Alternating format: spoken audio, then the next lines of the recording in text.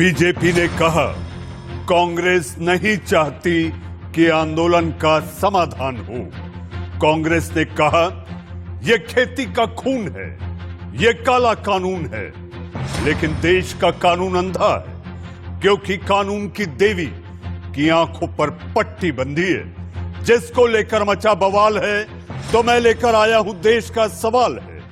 नमस्ते, मैं हूं मनीष अवस्थी, हाजिर हूं आपका अपना पसंदीदा डिबेट शो देश का सवाल लेकर।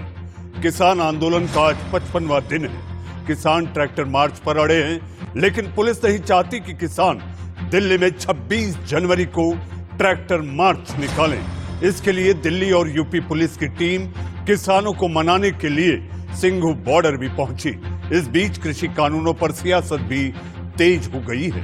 राहुल गांधी ने आज खेती का खून नाम से बुकलेट जारी की, सरकार पर जमकर हमला बोला, तो नड्डा ने राहुल पर झूठ बोलने का आरोप लगा दिया। इस सियासी वार पलटवार के बीच आज सुप्रीम कोर्ट की कमेटी की बैठक भी हुई, लेकिन किसान इस मीटिंग में शामिल नहीं हुए। मीटिंग के बाद कमेटी के सदस्यों ने कहा कि वो इस मामले में सभी पक्षों को सुनने के लिए तैयार हैं। तो ऐसे में सवाल यह है कि क्या मीटिंग से कोई रास्ता निकलेगा? इस सवाल का जवाब जानने की हम कोशिश करेंगे, लेकिन उससे पहले सुनिए किसानों के मुद्दे पर आज राहुल गांधी ने कैसे सरकार को आड़े हाथों लिया। किसानों का बेवकूफ बनाया जा सकता है, किसानों को ना थकाया जा सकता है, ना उनका बेवकूफ बनाया जा सकता है। किसान प्रधानमंत्री से ज्यादा होशियार है।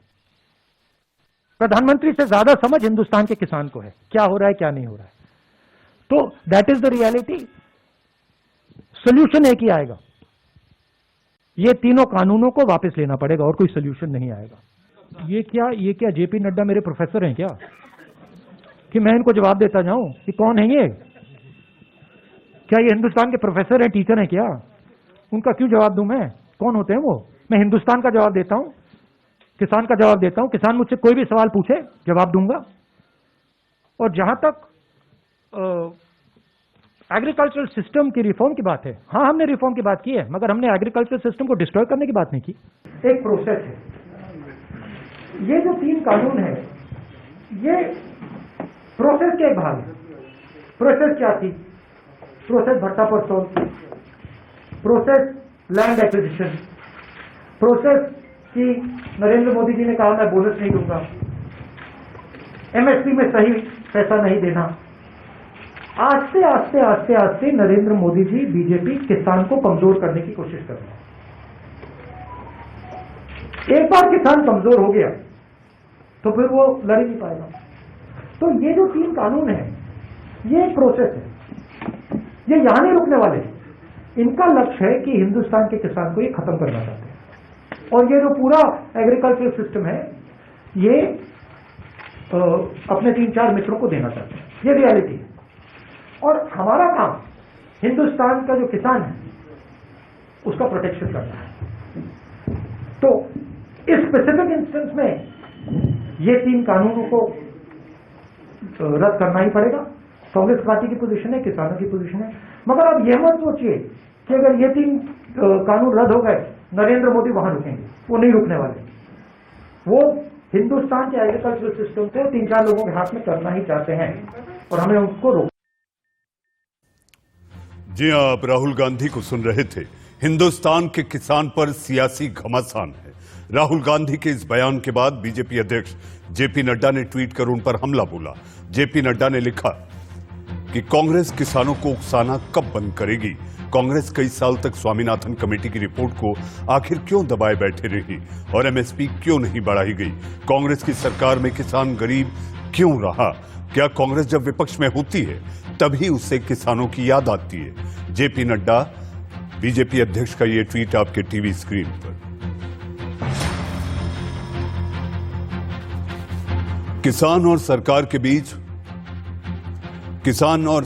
के बीच फंसे डेडलॉक को खत्म करने के लिए सुप्रीम कोर्ट के आदेश के बाद बनी कमेटी की आज पहली बैठक हुई। बैठक के बाद कमेटी के सदस्यों ने क्या कहा, अब आप जरा वो भी सुन लीजिए। 11 बजे पहला मीटिंग होगा। जो फार्मर ऑर्गेनाइजेशंस या स्टेक होल्डर्स ऑर्गेनाइजेशंस हमारे साथ फिजिकली मिलके बात करना चाहते हैं, उनसे फिजिकली मिलके बात करेंगे। और जो यहाँ नहीं आ सकते क्योंकि इतनी शॉर्ट नोटिस में, तो उनसे हम वीडियो कॉन्फ्रेंसिंग करके उनका जो भी मत है वो हम जान लेंगे। और जो किसान संगठन आज ये कह रहे हैं कि हम कमेटी से बात नहीं करेंगे, तो हम उनसे विनती करते हैं कि हम किसी पार्टी से नहीं है या गवर्नमेंट के तरफ से भी नहीं आए हैं, हम सुप्रीम कोर्ट की तरफ से आए। हमसे बात करो, आपका जो कहना है हम सुप्रीम कोर्ट तक पहुंचाएंगे और पूरे ईमानदारी से पहुंचाएंगे। तो उन्हें बात करना चाहिए। We welcome them, we request them to come and speak with us. जी हां, सर्वोच्च अदालत की बनी कमेटी के सदस्य अनिल धनवंत कह रहे थे कि हम मिलना तो चाहते, लेकिन उन्हें इस बात की भी जानकारी है कि किसान संगठन या कोई नेता इनसे मिलना नहीं चाहता। जी हां, आइए इसी पर बहस करने के लिए हमारे साथ मेहमानों का पैनल है। पैनल में वो चिर परिचित चेहरे अपनी अपनी बात रखने, अपनी पार्टी की बात रखने के लिए आपके टीवी स्क्रीन पर, जी हां, आपके टीवी स्क्रीन पर तेज तर्रार अंदाज में अपनी बात रखने। लेकिन आज आलोक जी आज आपसे ये पूछेंगे कि आखिर खून के घूंट कौन पी रहा है। आलोक शर्मा, कांग्रेस के प्रवक्ता हमारे साथ हैं, आपका स्वागत है। हमारे साथ राजीव जेटली जी आप बीजेपी के प्रवक्ता हैं, आप भी अपने अंदाज में जवाब देते हैं। तो आज आपकी और आलोक जी के बीच जो जुगलबंदी और जो विचारों का आदान प्रदान होगा, मुझे लगता है कि वो निजी आक्षेप में ना बदले और हम मुद्दे पर रहें। हमारे साथ तेजिंदर सिंह विर्क साहब, आप किसान नेता हैं, आपका भी स्वागत है तेजिंदर साहब। पवन खटाना जी हाँ, पवन खटाना जी किसान नेता हैं, बड़ी बेबाकी से अपनी बात रखते हैं ट्रैक्टर रैली को लेकर कि 26 तारीख को क्या ट्रैक्टर रैली निकलेगी, पुलिस के साथ हुई बातचीत में आखिर क्या हुआ, और अगर रैली निकलेगी कल सुप्रीम अदालत में इसकी सुनवाई भी है। हमारे साथ विश्लेषक के रूप में, जी हां, जानकार एक राजनीतिक विश्लेषक मुनीश गुप्ता साहब भी हैं। लेकिन इससे पहले मैं सबके पास चलूं, सबसे पहले मैं आपको लिए चलता हूं सिंगू बॉर्डर, जहां पर हमारे सहयोगी अजीत श्रीवास्तव मौजूद हैं। अजीत, सिंगू बॉर्डर की हलचल बताएं और जो घटनाक्रम दिल्ली में हो रहा है, लगातार यहां पर सियासी घमासान किसानों के नाम पर, किसान के कंधे पर बंदूक रखकर जो सियासत हो रही है, इसको लेकर किसान क्या सोच रहा है वहां पर? देखिए, सातों पर है मनीष, अगर बात करें तो किसान यही सोचता है कि जो कमेटी सुप्रीम कोर्ट ने बनाई है, हमें वहां तो नहीं जाना, हमें जाना है सरकार से बातचीत नहीं, क्योंकि सरकार से ही हमारी बातचीत चल रही है और सरकार चाहेगी तो ये बातचीत और ये आंदोलन खत्म हो सकता है। लेकिन सरकार नहीं चाहती। अगर वो तीनों कानून बिल खारिज कर देती तो ये बात ही नहीं बढ़ती। लेकिन लगातार जो किसान नेता है वो सीधे बात पर अड़े हुए हैं कि तीनों बिल जब तक खारिज नहीं होते हमारी कोई बातचीत किसी से नहीं। सरकार से अगर बातचीत करनी है तो हम सरकार से बातचीत करने जाएंगे, लेकिन सुप्रीम कोर्ट द्वारा बनाई गई कमेटी में हम हिस्सेदारी नहीं करेंगे। ये साफ तौर पर किसानों का ये ऐलान कर दिया। उन्होंने साफ तौर पर कहा है कि देखिए, हम किसी भी कमेटी का हिस्सा बनना नहीं चाहते। कमेटियां जो होंगी वो लंबी खिंचती हैं, बातचीत होती है, फिर नई कमेटियों का समय तय होता है, तय होने के बाद से फिर से कोई नई कमेटी का गठन होता है, मेंबर जाता है, फिर नया मेंबर आता है, इससे काफी समय लग जाता है। इसलिए हम समय ना खराब करते हुए सीधे सीधे सरकार के साथ एक आमने सामने बैठकर सीधे दो टूक बात करना चाहते हैं कि बिल आप खारिज करो, आंदोलन हम खत्म करने को तैयार हैं। तो बिल खारिज करने पे मांग को लेकर यहाँ पे अड़े हुए हैं, किसानों का यही कहना है। मनीष जी, अजीत, जहां तक बात की जाए ट्रैक्टर रैली को लेकर, 26 तारीख को गणतंत्र दिवस पर किसान अड़े हैं, ट्रैक्टर रैली निकल कर रहेगी। ऐसे में पंजीकरण का काम क्या शुरू है वहां पर? बिल्कुल, सातों पर आज मीटिंग हुई उनकी दिल्ली पुलिस के साथ और तमाम किसान नेताओं का यही कहना है कि हमने साफ तौर पे कहा है कि 26 तारीख को जो ट्रैक्टर रैली होगी वो आउटर रिंग रोड से होते हुए निकला जाएगा, यानी राजपथ में कोई भी किसान नहीं जाएगा, किसी तरह का कोई हलचल नहीं होगा। आउटर रिंग रोड पे हम रैली निकालते हुए, अपनी रैली को निकालते हुए और सभी जगह इकट्ठे हो जाएंगे, जहां जहां जो लोग स्थल पे मौजूद हैं वहां वहां बॉर्डर पे फिर से पहुंच जाएंगे। लेकिन हमें अगर रोका गया तो हम रुकने वाले नहीं है। कल फिर से दिल्ली पुलिस के साथ किसानों के नेताओं की बैठक शुरू होगी, उसके बाद से तमाम पंजीकरणों का काम शुरू होगा। तो लगातार किसान जो है 26 तारीख को तैयारी को लेकर चुप नहीं है, वो भी लगातार कोशिशें कर रहा है और गांव-गांव जाकर ये अभियान चला रहा है और गांव-गांव से भी तमाम अगल बगल से ही ट्रैक्टर ट्रॉलियां मंगा रहा है। साथ ही साथ अभी टिकैत ने भी कहा कि इस पूरे आंदोलन में भी 100 से ज्यादा बाइकें इस किसान जो रैली होंगी 26 तारीख की उसमें शामिल होगा। यानी टिकैत ने यह घोषणा कर दिया। साथ ही साथ जो किसान है नेता वो गांव-गांव जाकर प्रचार प्रसार कर लगातार अनुरोध कर रहे हैं कि 26 तारीख की इस किसान परेड में आप भी शामिल होइए, क्योंकि एक तरफ जहां जवान की परेड होगी राजपथ पे, तो वहीं पे किसान की परेड आउटर रिंग रोड पे होगी, जिसे देश देखेगा और जानेगा कि किसान जो अन्नदाता है अपनी मांग को लेकर परेड में किस तरह शिरकत करता है। जी अजीत, एक बड़ी खबर आ रही है इस वक्त। अभी जब आप कह रहे थे तो मुझे एक जानकारी मिली है, सूत्रों के हवाले से खबर है, हो सकता है इस वक्त की बड़ी खबर अन्ना हजारे फिर एक बार भूख हड़ताल पर बैठेंगे और भूख हड़ताल किसानों के समर्थन के लिए। इस वक्त की बड़ी खबर की जानकारी सूत्रों के हवाले से हमें मिली है। जी हाँ, आइए चलते हैं अपनी बहस की ओर, अपने मेहमानों की ओर। मेहमान में आलोक शर्मा, राजीव जेटली, तेजिंदर सिंह विर्क जी, मुनीश गुप्ता जी, पवन खटाना जी हमारे साथ हैं। आलोक जी, आज की बहस की शुरुआत, देश के सवाल की शुरुआत आपसे। सबसे पहले, क्या राहुल जी को नहीं पता कि आखिर जेपी नड्डा है कौन? देखिए, मुझे लगता है कि जेपी नड्डा कौन है ये तो पूरा देश को पता है, लेकिन नड्डा के हर सवाल का उत्तर देना है वो के ऊपर पूरी तरह से निर्भर है। नड्डा जी ने जो कहा है कि हम रहे हैं और किसान जो है उनको गुमराह कर रहे हैं, हम मुझे बीजेपी और मीडिया के साथ ही अभी भी शायद किसानों को गुमराह किया हुआ मान रहे हैं। अभी भी शायद मुझे ऐसा लग रहा है कि बीजेपी ऐसा ही सोच रही है कि किसान जो हैं वो अभी भी अपनी बुद्धि से, अपने विवेक से काम नहीं ले रहे हैं। कभी नक्सली, कभी खालिस्तानी, कभी चीन से टस्का, कभी पाकिस्तान से, कभी टुकड़े टुकड़े गैंग। जेपी नड्डा की उनको गुमराह नहीं मान रहे हैं। ऐसा व्यक्ति जिसकी अच्छी मानसिकता हो उसके सवालों को क्या उत्तर दिया जाए? जी, आज एक किताब भी आप लोगों ने रिलीज की है, विमोचन हुआ है, खेती का खून काला कानून। जी हाँ, लोग ये कह रहे हैं, विपक्ष ये कहता है, आलोक जी आप ये मत कहिएगा कि मैं कह रहा हूं, आप कह सकते हैं, विपक्ष ये कह रहा है कि खून से आपका बड़ा करीब का नाता है। देखिए, क्योंकि हमने खून देकर इस देश को आजाद कराया है और खून पर राजनीति हमेशा से बीजेपी करती आई है। मैं 10 एग्जाम्पल गिनवा सकता हूं। अभी अर्नब खुला है, पुलवामा के ऊपर क्या हुआ है वो पूरे देश ने देखा है और हमने शहादत देकर हमने दो पूर्व प्रधानमंत्री से लेकर और स्वतंत्रता आंदोलन में तमाम कांग्रेसियों को शहादत देते हुए देखा है।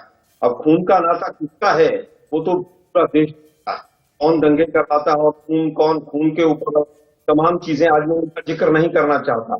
लेकिन 70 किसानों की शहादत के बाद भी अगर आपको लगता है कि बीजेपी बहुत न्यायप्रिय है तो मुझे लगता है कि सवाल तो बीजेपी से पूछा जाना चाहिए।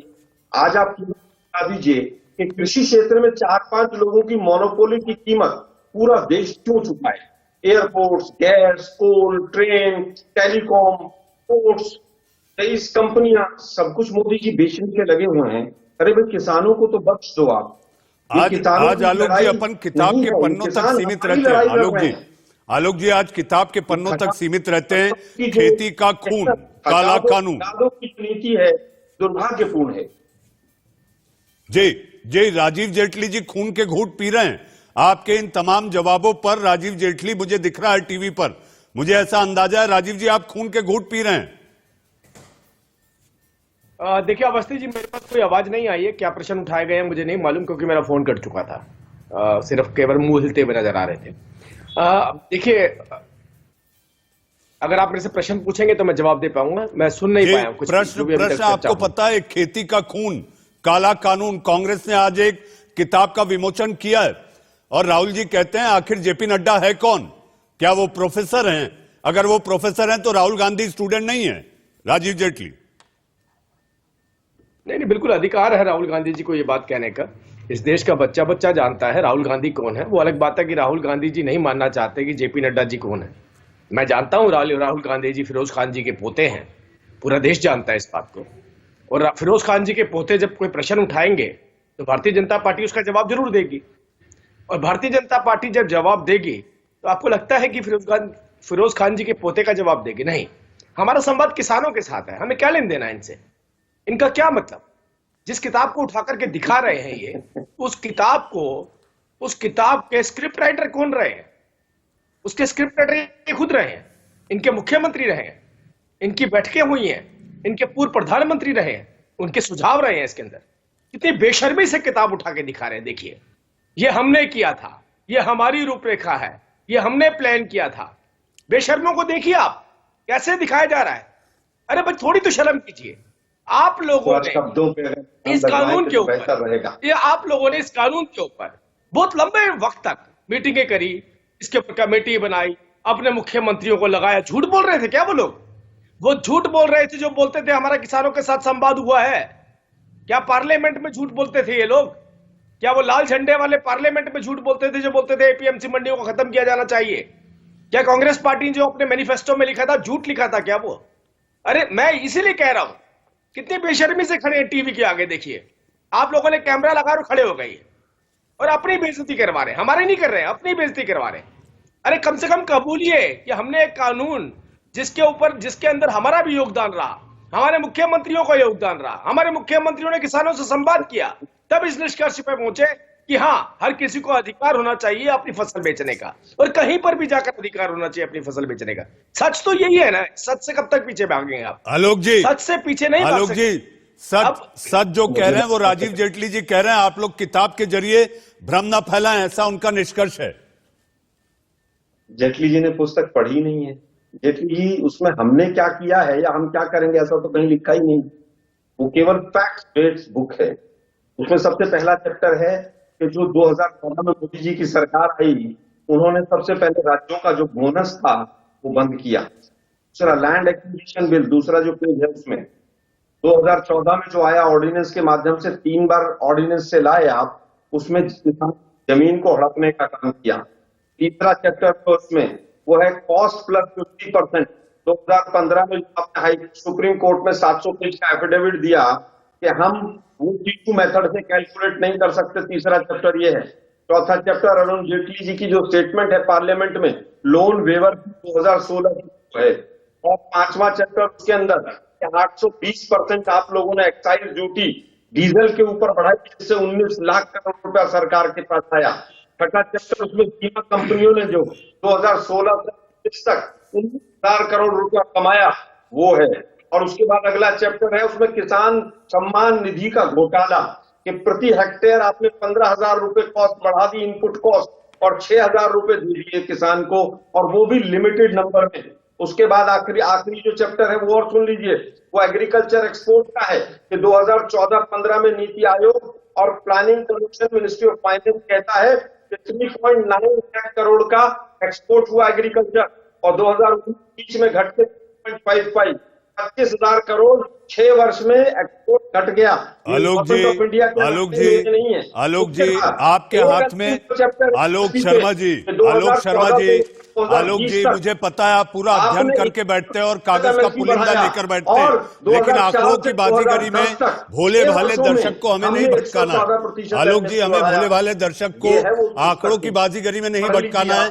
वो नहीं जानता, किसान नहीं समझता आंकड़ा, वो केवल यही जानता है कि जिस आंदोलन को वो पिछले 55 दिनों से लगातार कड़कड़ाती सर्दी के बीच सड़क पर बैठा हुआ है, उसका समाधान निकले, उसके कंधे पर सियासी बंदूक न रखी जाए।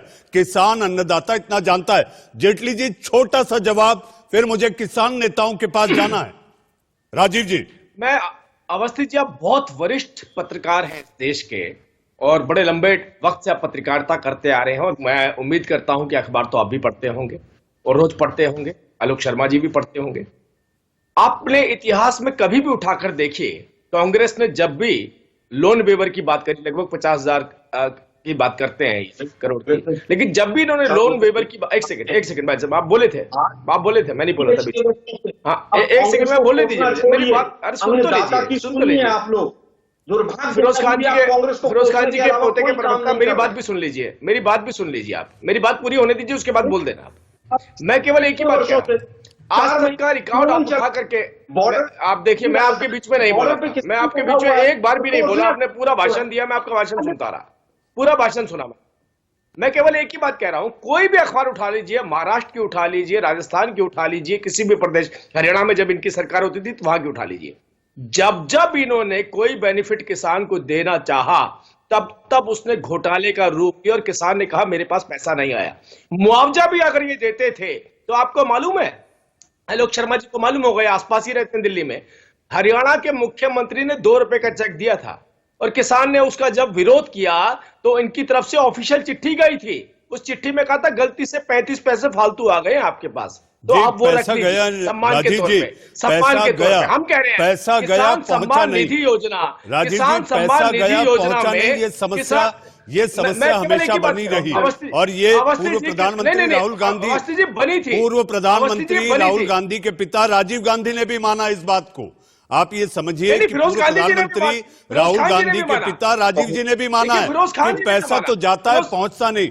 राजीव जी, आता हूं, बिल्कुल, मेरे साथ 2 किसान नेता हैं, मैं बोल रहा हूं किसान आपसे। नेताओं से पूछ आप लेते क्या हैं। समझ रहे हैं? तेजिंदर जी, गतिरोध अगर जारी है तो समाधान कैसे निकलेगा? गतिरोध है, कानून वापस हो, कमेटी के पास आप जाएंगे नहीं, गतिरोध बरकरार रहेगा। कमेटी ने आज से काम शुरू किया, कमेटी कहती है हम मिलना चाहते हैं, लेकिन आप मिलेंगे नहीं, तो आखिर समाधान कैसे आएगा?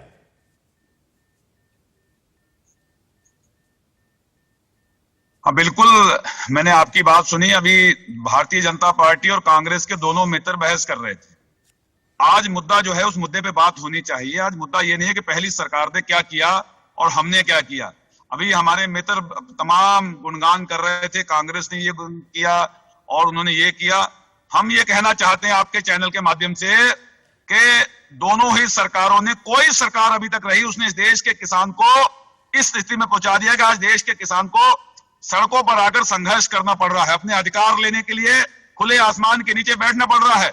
एक सरकार अगर हॉस्पिटल में पहुंचाने का काम किया है तो दूसरी सरकार ने उसको आईसीयू में पहुंचाने का काम किया है। आज मुद्दा 3 कानून ही नहीं है खाली, आज एमएसपी मात्र 6% इस देश के किसान को मिलती है। पंजाब एक राज्य है जहां एमएसपी मिलती है, उसके अलावा सिर्फ सरकार 3 कानून प्लस एमएसपी।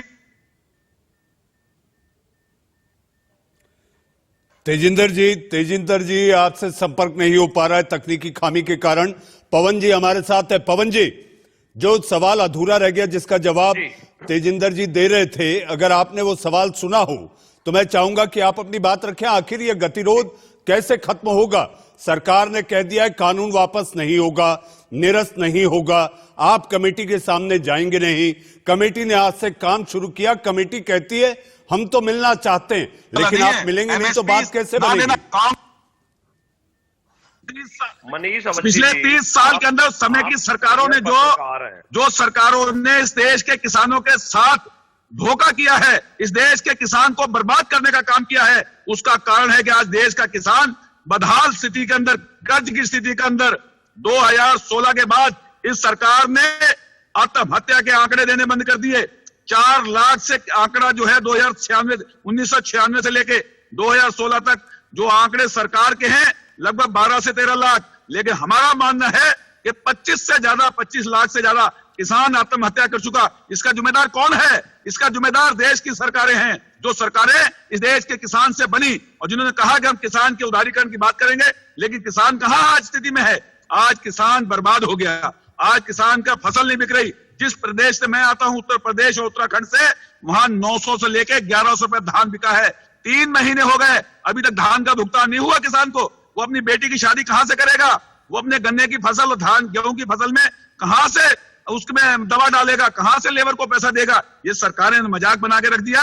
आज इसी का कारण है। तेजिंदर जी, पवन खटाना जी भी हमारे साथ है। पवन जी, इस समय संकट हरण कौन करेगा? पवन तनय संकट हरण आखिर कैसे होगा? ये उलझन कैसे सुलझेगी जब आप कमेटी के पास जाएंगे नहीं, सरकार से बात बन नहीं रही? 10 दौर की बातचीत लगभग अब परसों जब बैठक होनी है कल तब होगी। ऐसी सूरत में बेनतीजा हो रही बैठकों के बाद भी आपको लगता है आप बातचीत के लिए जाते हैं लेकिन नतीजा कुछ नहीं, क्योंकि सरकार ने भी साफ कर दिया है कानून निरस्त नहीं होगा, तो आगे क्या?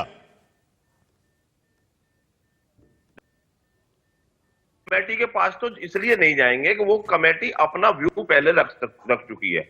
अनिल धनवट जी आज सुप्रीम कोर्ट की कमेटी के द्वारा निर्धारित सदस्य हैं और लेख क्या लिखते हैं कि ये बिल बहुत अच्छे हैं, इससे बहुत ज्यादा कृषि में सुधार आएगा, कृषि देश का किसान माला माल हो जाएगा, बिहार का जो किसान है वो किसानी पे आ जाएगा वापस हट करके। अगर वो इस तरीका से गलत तरीका से बयान आज भी जारी कर रहे हैं तो ऐसे लोगों को हम कैसे मान लें कि निष्पक्ष इसका ऑर्डर दे सकते हैं? पहली बात। दूसरी बात, हमने सरकार से बात की है, हमने सरकार से यह पूछा है कि बिल आप लेकर आए हो, सुप्रीम कोर्ट थोड़ी लेकर आया बिल, कानून आपने बनाया है, सुप्रीम कोर्ट ने तो नहीं बनाया कानून। जो कमेटी आपने बनाई है वो कमेटी ने तो कानून नहीं बनाया, तो हम बात उनसे करेंगे। हम क्यों बात करेंगे कमेटी से, क्यों बात करेंगे हम सुप्रीम कोर्ट जाकर के? देश के सुप्रीम कोर्ट को तो छोड़ दो, अगर आपने जितनी भी संस्थाएं उनको नहीं छोड़ना चाहते, उनकी मर्यादा नहीं रखना चाहते, वो किस तरीका से कल आपको फिर दोबारा से आज जो सुप्रीम कोर्ट ने सरकार को पूरी तरीका से आज क्या चाहते हो? हमसे ये ऑर्डर कराना चाहते हो कि हम करेंगे इस काम को? जो आपकी जिम्मेवारी है उसको आप देखें।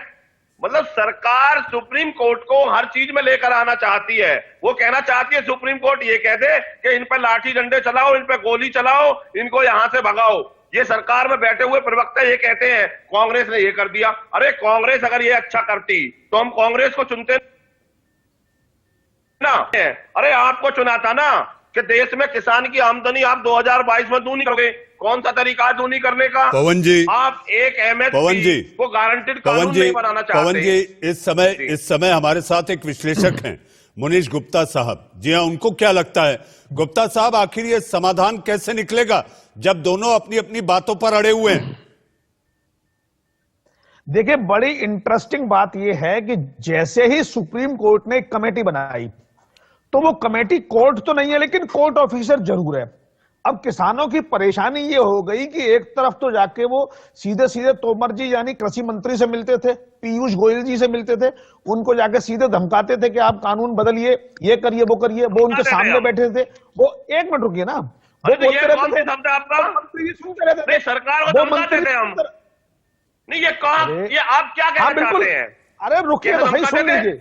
हाँ बिल्कुल, ये धमकाते वो हम पर लाठी चार्ज कर रहे हैं, वाटर की बौछार कर रहे हैं, रोड को काट रहे हैं। नहीं, आप क्या कहना चाहते हो? इस बात को धमका रहे थे। अरे सुन लीजिए, करने गए थे, सुन लीजिए, वापिस लो, पूरी बात सुन लीजिए। आप ये धमकाते थे कि दिल्ली बंद कर देंगे, आप किसान को आतंकवादी बताना चाहते हैं आप? नहीं, आप धमकाते हैं हम बॉर्डर बंद कर देंगे, जो आपने किया हुआ। बॉर्डर बंद कर दिया, हम दिल्ली जा रहे हैं। किसान अपनी मर्जी से नहीं गया, कृषि मंत्री ने वार्ता के लिए बुलाया तो है। आप उसका पक्ष आप उसका पक्ष ले रहे हो, भारतीय जनता पार्टी का पक्षकार हो, प्रवक्ता के रूप में बात कर रहे हैं। किसान ने कब धमकाया जाकर? सरकार गजब है आपकी। आलोक शर्मा जी, राजीव जेटली जी, तेजिंदर विर्क जी, मुनीष बने हुए हैं हमारे साथ। बीजेपी से राजीव जेटली, कांग्रेस से आलोक शर्मा जी, किसान नेता तेजिंदर सिंह विर्क जी, हमारे साथ मुनीश गुप्ता जी, राजनीतिक विश्लेषक, और पवन खटाना। जी हाँ राजीव जी, आप कुछ कहना चाहते थे, फिर मैं आलोक जी और बाकी मेहमानों के पास जाऊंगा। राजीव जी। नहीं, मैं खटाना साहब से केवल एक ही बात कहना चाहता हूं, सम्मान साथ कहना चाहता हूं। मैं बहुत सम्मान करता हूं, मेरे अन्नदाता हैं, किसान नेता जो यहाँ बैठे हैं, ये कितनी भी बात कर ले हम उनको तो कहते हैं ना, हंस हंस के सहेंगे हम। लेकिन आप ये देखिए इन्होंने किस आधार पर सुप्रीम कोर्ट की कमेटी का गठन का खंडन करना शुरू कर दिया, केवल इस आधार पर कि उनका लेख क्या आया था। तो खटाना साहब, लेख तो टिकैत साहब का भी आया था, आपको याद होगा। टिकैत साहब सबसे पहले व्यक्ति थे जिन्होंने कृषि कानूनों की तारीफ करी थी। प्रधानमंत्री मेरी बात सुनिए, नहीं, मैं आपसे कह रहा हूं कि टिकैत साहब ने सबसे पहले कृषि कानूनों की तारीफ करी थी। अखबार के अंदर बाकायदा उसकी, मेरी बात तो सुनिए, मेरे अन्नदाता, आप कुछ भी कहिए, मैं हंस हंस के सहूंगा। आप कुछ भी कहिए, आप हमेशा ठीक रहेंगे, हमेशा सच बोलते हैं, इसीलिए सरकार भी सच्चाई से आपके समाधान की तरफ आगे कदम बढ़ा रही है। Gupta ji, Munish Gupta ji, one at a time, एक बार में एक, क्योंकि आप लोग जिस तकनीक से जुड़े हैं, अगर एक साथ आप सब लोग बोलेंगे तो दर्शक नहीं सुन पाएंगे। तो one at a time, Gupta साहब, तेजिंदर सिंह विर्क जी, आप लोग को इसका थोड़ा सा ख्याल रखना होगा। राजीव जी अपनी बात पूरी करें तो मैं आलोक जी के पास जाऊं। नहीं, मैं खटाना साहब से एक ही बात कहना चाहता हूं। देखिए, आपने कितना अच्छा माहौल दिखाया था। विक साहब भी जानते हैं, विज्ञान भवन में पहले दौर की चर्चा हुई तो कैसा माहौल था, सोचिए, याद करिए पहले दौर की। आपने क्या कहा, जो जो बातें हमने रखी, सरकार ने हमारी बातें मानी और वो प्रस्ताव भी सरकार हमें दे रही है। दूसरे दौर में भी तो आपने वैसी बात करी थी। ऐसा क्या हुआ खटाना साहब, विक साहब, ऐसा क्या हुआ कि तीसरा दौर आते आते वो प्रस्ताव बदल गए। ऐसा क्या हुआ? हमें इसे चर्चा करनी चाहिए 1 घंटे की कि पहला दौर, दूसरा दौर प्रस्तावों का था कि सरकार हमारी बात मान रही है और एक सकारात्मक माहौल में चर्चा हो रही है। अरे 2 दौर तक ये चर्चा और तीसरे दौर में एकदम बदलाव कैसे आया? कौन सा दबाव, कहां का दबाव, किसका दबाव, क्यों नहीं, ये सोचने की बात है ना। मैं कहता हूं अवस्थी जी 5-5 मिनट केवल इसी बात के लिए मेरे विक साहब को, मेरे पूजनीय है, खटाना साहब को, मेरे आदरणीय है, दोनों को दीजिए। बोलिए, पहले 2 दौरों की चर्चा में जो बातें उठी थी वो तीसरे दौर में क्यों बदल गई? ये प्रश्न तो उठता है। तेजिंदर जी, अभी तक 9 दौर की बातचीत, कल 10वें दौर की। ऐसी सूरत में आप लोगों से बातचीत हो रही है, लेकिन वही ढाक के 3-5 जब संवाददाता सम्मेलन होता है तो एक ही जवाब आता है, सौहार्दपूर्ण वातावरण में बातचीत हुई। इसके साथ साथ इस 9 दौर की बातचीत में एक ही बार मीटिंग के साथ ईटिंग करते भी देखा गया, बाकी ऐसा कुछ नहीं हुआ। तो विर्क साहब, आप भी पर्ची में लिख के दे दीजिए। कई बार आपने कह दिया, लेकिन सरकार ने आपको भी बता दिया कि ये कानून वापस नहीं होगा। बिल्कुल आपकी बात से सहमत हूं। 9 दौर की वार्ता करूंगा। विर्क साहब 1 मिनट बस, विर्क साहब 1 मिनट, मैं एक बार इंटरप्ट करूंगा। आपने मेरे प्रश्न को नहीं सुना। मैंने कहा था 2 दौर के अंदर जो चर्चा हुई उसमें यह कहा गया कि हम जो अमेंडमेंट चाहते हैं सरकार उसके ऊपर राजी हो गई है। 2 दौर के अंदर यह चर्चा हुई थी। मैं कह रहा हूं उन दौरों के बाद नहीं ऐसा बदलाव कभी नहीं कहा, किसी किसान संगठन ने ये नहीं कहा कि जो अमेंडमेंट चाहते हैं वो सरकार राजी हो गई है।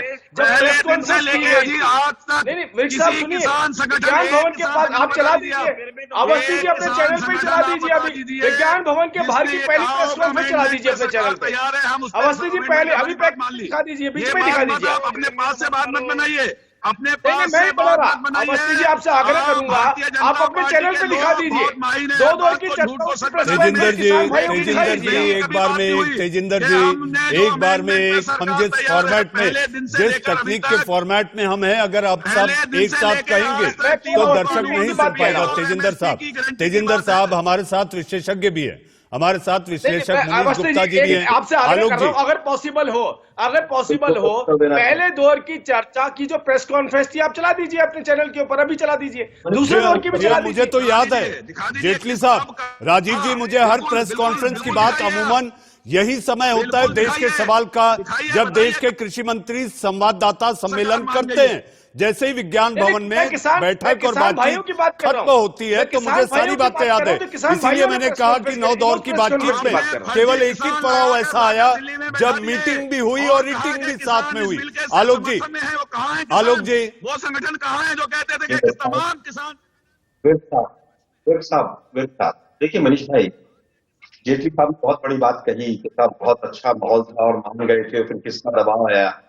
ये लगता है कि अभी भी बीजेपी जो है ये समझ रही है कि हमारे जो अन्नदाता हैं वो दबाव में ही काम कर रहे हैं। ये दुर्भाग्यपूर्ण है। उनके अंदर हमसे ज्यादा समझ है, हमसे ज्यादा विवेक है उनके अंदर। वो किसी के दबाव में नहीं है। वो तीनों कानूनों को मुझसे और जेटली जी से शायद ज्यादा अच्छी तरह उसके जो और आगे के जो असर होंगे उनको समझते हैं। ये दूसरी चीज यहाँ पर आई कि साहब सुप्रीम कोर्ट के जो कमेटी बनी उसको क्यों नकार दिया गया? अरे भाई, जो लोग मोदी गैंग के लोग थे, मैं शब्द इस्तेमाल कर रहा हूं मोदी गैंग, जो मोदी जी के साथ खड़े थे इन कानूनों को लेकर, उन्हीं को अगर सुप्रीम कोर्ट बना देता है मेंबर तो स्वाभाविक है कि उसके ऊपर प्रश्न चिन्ह लगेंगे। हम तो सुप्रीम कोर्ट की चेयरमैन थे, वो पूछना चाहते हैं आपकी सरकार में तो चेयरमैन थे, पूरी तरह से कहां से सेलेक्ट कर लिया उन्होंने? जो आपके चेयरमैन रहे उनको तो सम्मान दे दीजिए। सरकारी तो गई है यार, इंसानियत तो नहीं गई ना, थोड़ी सी तो इंसानियत रखिए। आपकी सरकार के बड़े-बड़े पदों पर रहे हैं ये लोग, छोड़ के भाग गए। सुप्रीम कोर्ट के निर्णय के ऊपर बहुत बड़ा प्रश्न चिन्ह लगा है ये, और सुप्रीम कोर्ट की साख गिरी है इससे बहुत बुरी तरह से। आज हालत ये है कि सरकार हर चीज को देश जो सरकार से सवाल कर दे वो देशद्रोही है।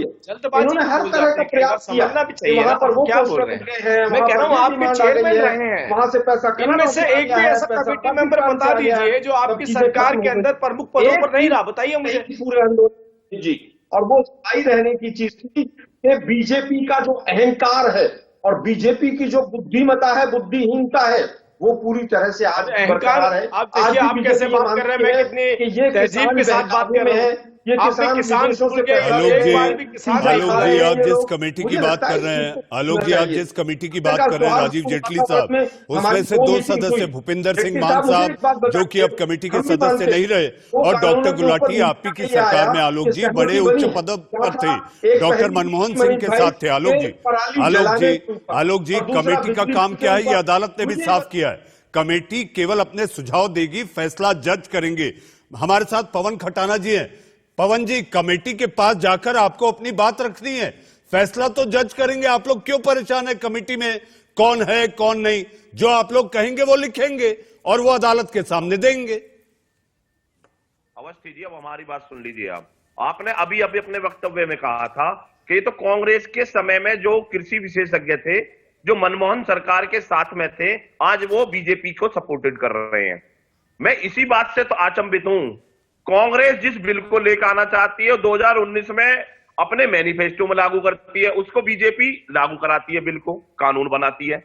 जो कृषि विशेषज्ञ, जो कृषि सलाहकार, जो उनको वहां पर मनमोहन सरकार में पूरी तरीका से लाभ दिए गए हो, वो आज बीजेपी में लाभ ले रहे हो। जो सरकारों में लाभ लेते हो उन्हीं को कमेटी में कैसे बनाया गया, पहली बात। दूसरी बात, सुप्रीम कोर्ट को कैसे पता चल गया कि 130 करोड़ 125 करोड़ की इस जनता में ये 4 लोग बहुत माइंडेड है, बहुत बुद्धिमान है, इनसे अच्छा किसान के हित में कोई सोचने वाला नहीं है। ये 4 लोगों के नाम किसने दिए इन लोगों को?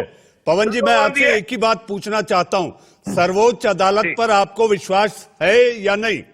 पवन जी नहीं, अगर जी मैं बताना चाहता हूं, अगर सर्वोच्च न्यायालय इस बात को क्लियर कर दे कि हमने कै दिन में ये आदमी हमने छांटे थे, किससे इनका ड्राफ्ट तैयार कराया था, किससे इनकी वोटिंग हुई थी, कौन है वो लोग? पवन जी हमारे साथ मुनीश गुप्ता जी हैं। पवन जी, आपको सरकार पर भरोसा नहीं, आपको कमेटी पर भरोसा नहीं, सर्वोच्च अदालत के द्वारा गठित कमेटी पर आपके सवाल हैं। जाहिर सी बात है, लोकतंत्र में आप सवाल उठा सकते हैं। हमारे साथ मुनीश गुप्ता जी हैं। मुनीश जी, ये ट्रस्ट डेफिसिट कैसे खत्म होगा? अगर ये ट्रस्ट डेफिसिट खत्म नहीं हुआ तो आंदोलन इसी तरह चलता रहेगा। गुप्ता साहब, देखिए, मुझे ऐसा प्रतीत होता है कि ट्रस्ट डेफिसिट का कोई टॉपिक ही नहीं है। दरअसल किसान संगठन जो हैं, उनका अपना एक एजेंडा है कि सिर्फ कानून वापस लो, चाहे कानून में कोई लाभ हो या ना हो। अगर सुप्रीम कोर्ट भी यही कहना है कि कानून वापस लो, हम आपके प्रश्नों का जवाब देंगे। सुप्रीम कोर्ट, कृषि मंत्री सर्वोच्च न्यायालय है, संविधान सुप्रीम कोर्ट। हम अरे कानून सुप्रीम कोर्ट को पूछ के बनाए थे क्या? आप समझिए मनीष जी, इनकी समस्या समझिए। इनकी समस्या ये है, सुप्रीम कोर्ट गया कौन था? आलोक जी, सरकार का भरोसा नहीं करेंगे। वन एट अ टाइम, जिस तकनीक फॉर्मेट पे हम ये देश का सवाल कर रहे हैं, उसमें एक व्यक्ति ही एक समय बोले। जिन्होंने ड्राफ्ट तैयार किया, मुनीश जी अपनी बात रखें। जिसने ड्राफ्ट तैयार किया उसका नाम बताओ। कानून वापस लो। अरे भाई, कानून किसने बनाए उनका नाम बता दो। यही तो कानून बनाने वाले हैं। कह रही है, ये हमारा आप सरकार चुनी हुई, पूरे देश के मतदाताओं से चुनी सरकार हो, कानून बनाना सरकार का अधिकार है। कानून बनाना सरकार का अधिकार है। कानून को लागू करना कार्यपालिका का अधिकार है और न्यायपालिका का अधिकार है। आपको पता ही नहीं है कहाँ की बात कर रहे हो? आप तो एक भारतीय जनता पार्टी के प्रवक्ता के तौर पर बात कर रहे हो। अरे अब क्या बात कर रहा हूं मैं? संसद, कार्यपालिका, न्यायपालिका की बात कर रहा हूं। कितनी तरफदारी कर रहे हो? आपको भी कर लिए। आप कानून का विरोध करेंगे, आप चेयरमैन बनिए, आप हमें मत सिखाइए क्या बनना है। अरे को जगाना बहुत आसान है। आप जैसे, अरे हमें मत जगाना बहुत आसान है। जो सोने का नाटक कर रहे हो कभी नहीं जागेंगे। आपको जो मिल गया है ना, उसे पचा लो। जो सोने का नाटक कर रहा हो उसको जगाना असंभव है। उस और दूसरी बात कहता हूं, it is easy and trust the doubt and doubt the आप ट्रस्ट। बताओगे हमें। आपकी परेशानी ये है कि आपको संसद को नहीं मानना है, कार्यपालिका को नहीं। नहीं मानना है, न्यायपालिका को मानते नहीं हो। मानना है। आप आपको मानते हो। सिर्फ किसी खास मध्य प्रदेश वजह से देखा, कानून राजस्थान देखा, देखा। मध्य प्रदेश देखा, राजस्थान देखा, तमिलनाडु देखा, कर्नाटक देखा। देखा। आपने सब देखा देखा। जनप्रतिनिधि जो बिकने के डर से होटलों में रुकते हो, वो हमारे भाग्य का फैसला करेंगे। जिनको खरीद करके बैठाया गया हो, वो हमारे भाग्य देखिए, का फैसला कानून से करेंगे। ऊपर नहीं हो आप। आप करोगे कानून से भाग्य का ऊपर फैसला नहीं हो हमारे का। आप। कानून के आप अंदर सब करोगे। है, आप भी कानून के अंदर हो। आप करोगे। कानून का उल्लंघन नहीं आप कर सकते करोगे आप। हमारे का भाग्य का फैसला। आप कानून करोगे। कर रहा है कानून, टाई और और कोट कानून पैंट पहन और करके कोर्ट कानून का फैसला संसद करना बनाती चाहते है, हैं। संसद कानून संसद बनाती बनाती है है। और न्यायपालिका कानून आंदोलन कानून बदलवाता है। कार्यपालिका उसको आंदोलन कानून बदलवाता आप है। संविधान से कान ऊपर खोलकर नहीं सुन हो। लो। आप संविधान से ऊपर कान नहीं हो। खोलकर सुन लो। आप कान कानून से ऊपर खोलकर नहीं हो। जब जब यही तो देश में धमकी है, आंदोलन हुए यही हैं, तो आपकी तब परेशानी तब है। कानून बदले हैं। हाँ, खुल लो कान खोल के। अगर ठीक लगेगा कान बदले खोलकर जाएंगे, सुन लो। बट कानून बदले रास्ता रोक के नहीं बदले जाएंगे। जाएंगे। ये कानून दिल्ली बंद वापस होगा। एमएसपी पर आपूर्ति रोक के कानून नहीं बनाया बदले जाएगा।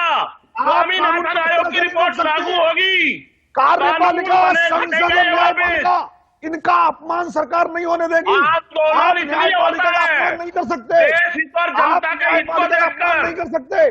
जब भी न्यायपालिका का आंदोलन हुए हैं, तब बदलाव हुआ है एक और ये तरफ हम बदलाव अन्नदाता है मानेंगे। तो करदाता भी है, उसकी भी चिंता करिए आप। बॉर्डर क्यों रोक के बैठे? बॉर्डर खोलिए। अरे बॉर्डर खोलने के लिए हमने थोड़ी रोका बॉर्डर। बिल्कुल आपने रोका बॉर्डर सरकार बंद ने। कर दिए। आप हरियाणा रास्ता सरकार खोल ने क्यों दीजिए। रोका हमको?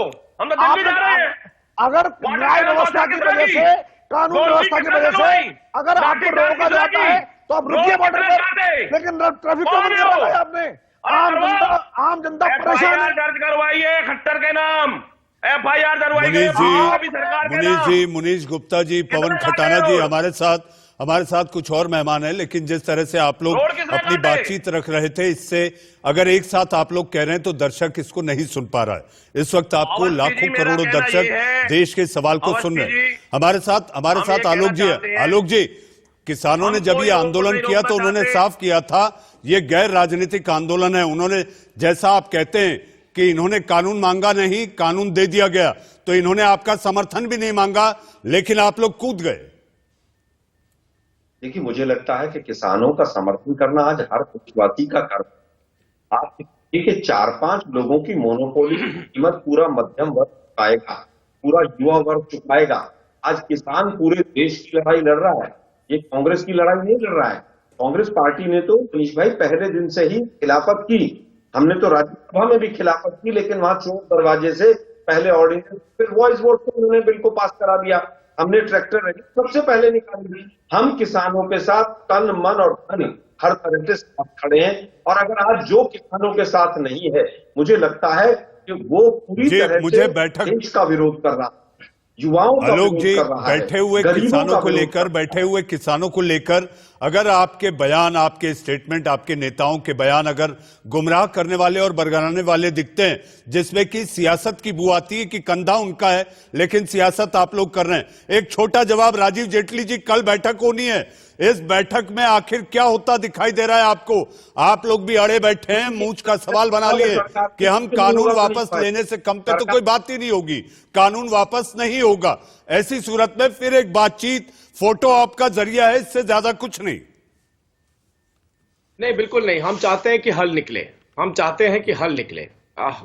जो देश का किसान है उसकी जरूरतों को सरकार बहुत बेहतर समझती है, और सरकार समझती ना होती तो 12,000 करोड़ से लगभग 2.5 लाख करोड़ के ऊपर हमारा कृषि का बजट नहीं आता। ये सरकार, ये देश के प्रधानमंत्री ने करके दिखाया है। और चाहे कितना भी मजाक उड़ा लिया जाए फिरोज गांधी जी के पोते द्वारा, लेकिन किसान सम्मान निधि योजना के तहत 110 लाख करोड़ रुपया हमने किसानों के खाते में डायरेक्ट पहुंचाया। हमें किसी कार्यकर्ताओं को बीच में पालने की जरूरत नहीं है, हम सीधा खातों में पहुंचा रहे हैं। और हमें उम्मीद है कि हम किसानों, हमारे और किसानों के बीच में जो बर्फ की दीवार है वो पिघलेगी, जो बर्फ की दीवार है वो पिघलेगी। और बीच में जो आपके पैकेज में दिखाए जा रहे हैं लोग, उनकी कहीं भी कोई दुकान नहीं चल पाएगी। जो आपके पैकेज में चेहरे नजर आ रहे हैं उनकी दुकान किसानों के नाम पर नहीं चल पाएगी। हमारा समन्वय किसान भाइयों के साथ बैठेगा और जल्द ही हम समाधान। जी हाँ, राजीव जेटली जी, आलोक शर्मा जी, राजीव जेटली जी, आलोक शर्मा जी, तेजिंदर विक साहब, मुनीश गुप्ता साहब और पवन खटाना जी, आप लोग जुड़े, आप सभी का बहुत बहुत धन्यवाद। लेकिन जाते जाते हम इतना ही कहना चाहेंगे, हम भी चाहते हैं देश का सवाल में लगातार किसानों के मुद्दों को लेकर हम आप तक आते रहे हैं। हम भी यही चाहते हैं कि किसानों के नाम पर सियासी फसल ना काटी जाए। देश का सवाल में आज के लिए बस इतना ही।